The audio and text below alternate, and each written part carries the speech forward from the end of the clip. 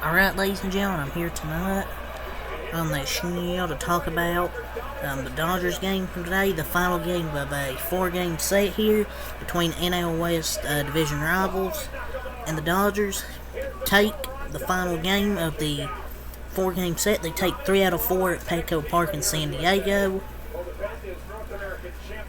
What a win for the Dodgers in this game. Series win in San Diego, captured with a great comeback after falling behind 5-0 early. I just love this team right now. This team is just playing so well. Just especially offensively. They've been playing so good.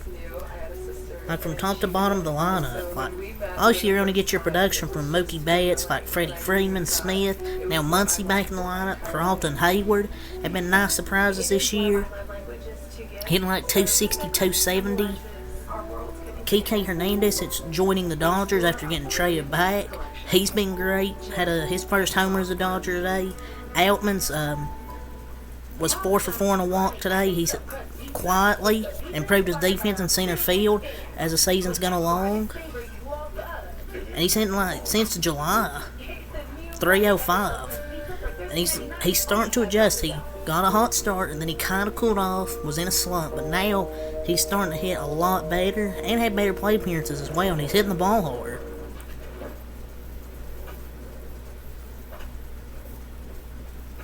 Good series win.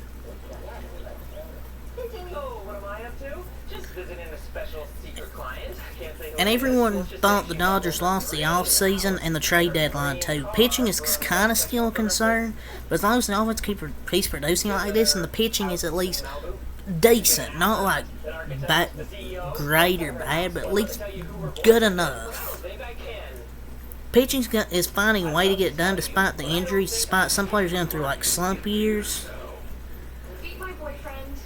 What's up, everyone? Pitching is to prevent as many runs as possible, give the offense a chance to score. It doesn't matter how pretty or ugly, and the Dodgers have been scoring a lot of runs, and these games, like they scored 13 today. It doesn't matter if it's pretty or ugly, but like I said, their job is to prevent runs, and they just haven't been doing that. They've given up 5 or more runs in like 11 of their last 17 games. Only 4 times they held the other team to 2 runs. 2 of those were against the A's. The only thing the pitching is getting done is getting beat up right now. But some good news, Clayton Kershaw is going to come back, expected to Thursday. So that's at least some good news for the Dodgers. Clayton Kershaw is going to come back on Thursday against the Rockies. We started a quick 2-game set tomorrow against Arizona. But yeah, this was a good win. Obviously, the Dodgers trailed 5-0 early because Tony Gonsolin gave up a 5-run bottom of the third.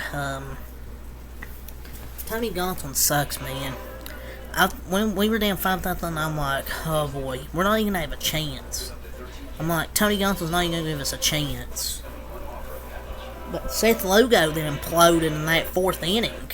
I don't know why they kept him in there against Mookie Betts. If I was the manager there, I would have took him out.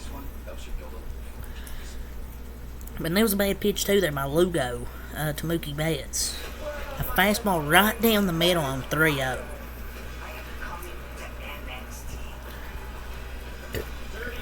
Just an implosion by Seth Logo in that 4th inning. He didn't even make it out of the 4th inning. He only got 1 out. So the Padres got 2. First 2 runs in that inning on a Luis Campusano home run. He hit 2 in this game. He was Padres' best hitter in this game, by far. And they got 2 on a double from Fernando Tatis. Fernando Tatis Jr.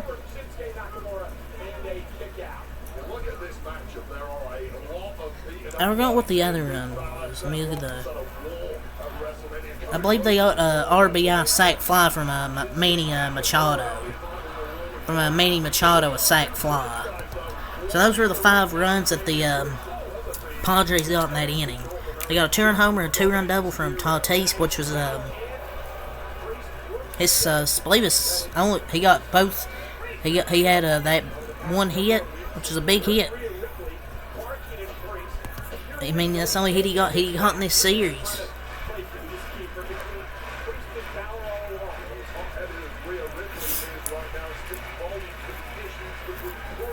I just had to fix my stats right quick, but yeah, Tatis, man, he really struggled this series. Only one hit, pretty bad in this series. He's just been in a big slump. And that's not good for the San Diego Padres. Jason Hayward has a higher OPS than Fernando Tatis Jr. this year. That just tells you how bad he's been. How bad he's been.